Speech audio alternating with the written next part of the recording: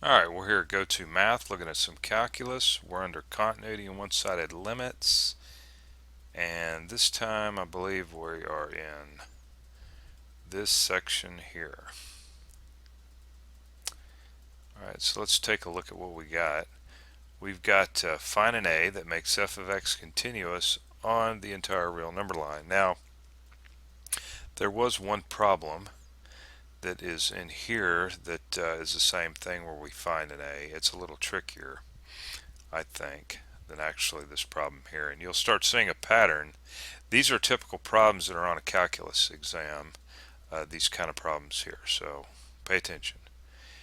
Alright, let's move over to the whiteboard where I can write this stuff out. We have let's see, what do we have?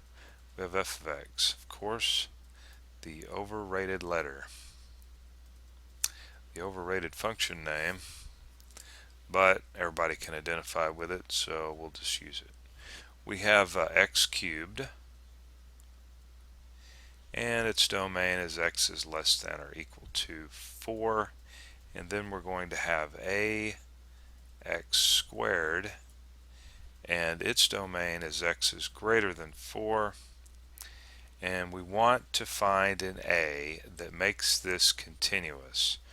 Alright, and so what I'm going to do here is let's just try to sketch out this graph. Maybe that helps. I don't know. We're going to sure find out here in just about a second or two if it helps or not. This one up here, I'm going to go ahead and sketch this out. Now I know it says x is less than or equal to 4. So let me just put 4 here on the number line. If you've been with me on some of the earlier problems in these earlier sections that you've clicked on these buttons, you should have an idea of what continuity is up to this point. So, alright. So this comes down and it scrolls up and goes up like this. This graph is symmetric about the origin. You can rotate the origin and get back the same graph. Alright, even though that doesn't look symmetric, but it is. It includes 4, so let's just on this endpoint right here kind of put a solid dot right here. Now this here's a parabola, okay, and you know what, I'm going to do it in just a little bit different color. This is a parabola here with some coefficient. Now I'm going to go ahead and say, okay, well the parabola, in order for this to be a continuous graph, now everything to the left of 4 is not in the domain of this guy. As you can see, it's all x is greater than 4, but I'm going to go ahead and just kind of put a dotted line here. So we're looking at a parabola, and this may not be to scale, but then it takes on and just does something like that. Alright, and this is a dotted line, indicate this is really not in, right, these x values aren't in the domain.